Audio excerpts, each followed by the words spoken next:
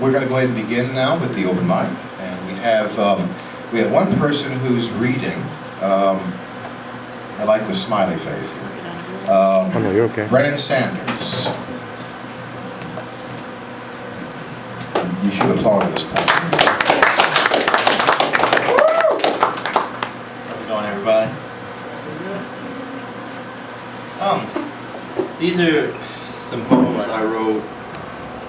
Probably it was in 2010. I don't know how that's three years and something, I guess. A couple of these I've probably read over here before. Probably in 2010 though, so I don't think I see maybe one or two people in here that might have been in here that night. But again, these were written 3-4 years ago, so they're at a more immature time in my life. So keep that in mind, maybe for the first two. I have 3 of them total. The first one's called Carrot, and don't get that confused with a carrot like rabbits eat. I found out that the little cursor in Microsoft Word is called a carrot, and it kind of inspired this. A blank canvas, a new world, a chance to express myself, my views, me. That's why I love the little blinky cursor on a blank page in a word processor. It's a chance for me to reveal a piece of me, intimate, personal, for whomever I want to see it, or not. It's a chance for me to let my thoughts flow. It's an ability to have total control of expression of soul. It's another valid way to release inner feelings, whether good or bad, but still a release, nonetheless. A blank canvas, an open window for a few sullen thoughts, memories, feelings. Why do I hate the blinky cursor? What has that black 12-point carrot done to me?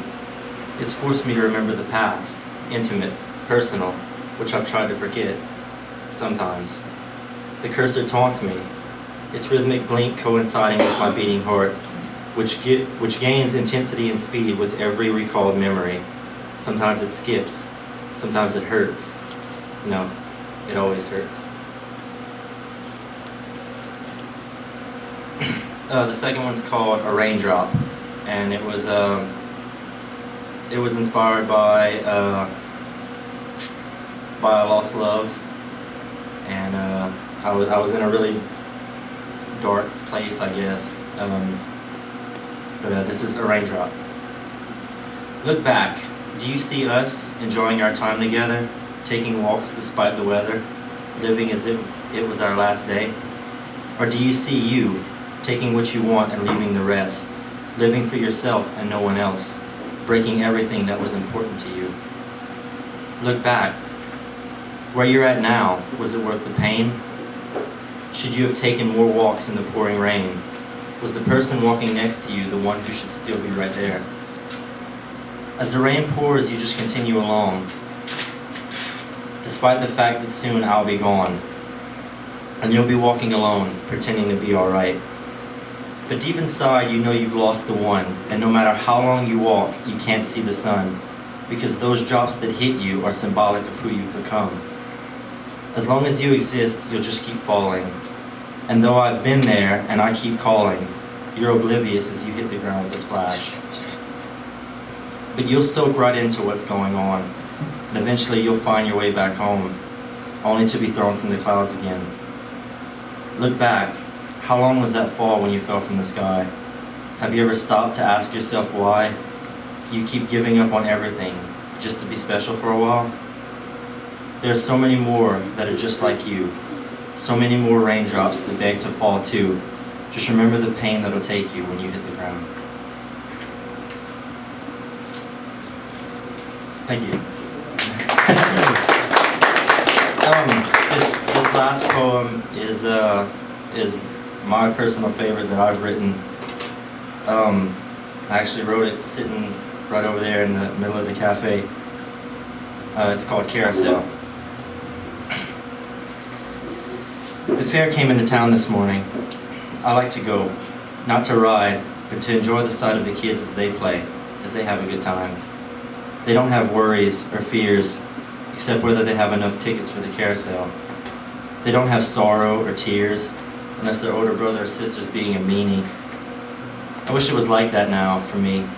I wish I could be the little boy on the carousel with his lollipop in his mouth, waving to his parents every time he makes another round. And they wave back, smiling, knowing that this won't last forever, knowing he's innocent now, knowing what he doesn't know. I smile as I watch him, longing, wishing for the days when I saw a carousel as a carousel, with no hidden or symbolic alter meanings. I frown now. I don't see the carousel as this anymore. It's no longer multicolored pretty horses. It's no longer happy, ringing music in the air, in the background. It's no longer the anticipation of making the round to wave hi to your parents. Now, it's a constant reminder of life, the cyclical and eternal circle of everyday tasks, meaningless and bigger schemes that become routine, redundant.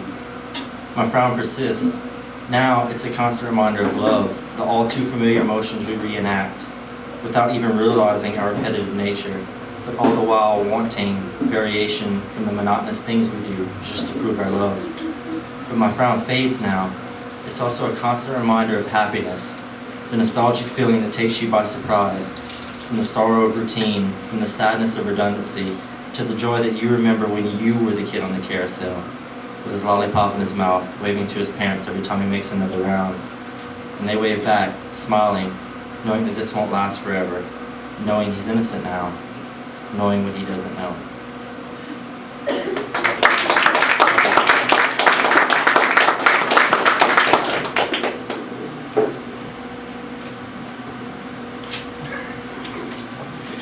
Always your coffee. All right, thank you very much, Brennan. All right, next up we have the music performances. First up we have Gunther Redlich. I don't even know why I need to look down there. Gunther, where are you? Oh, you're right there. Very good. So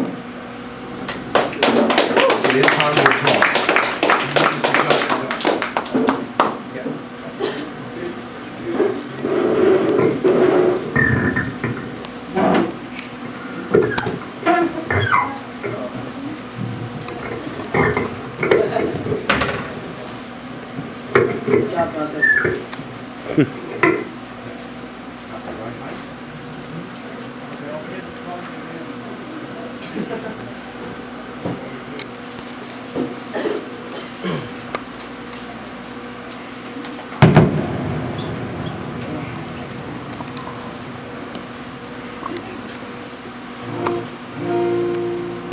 How's that?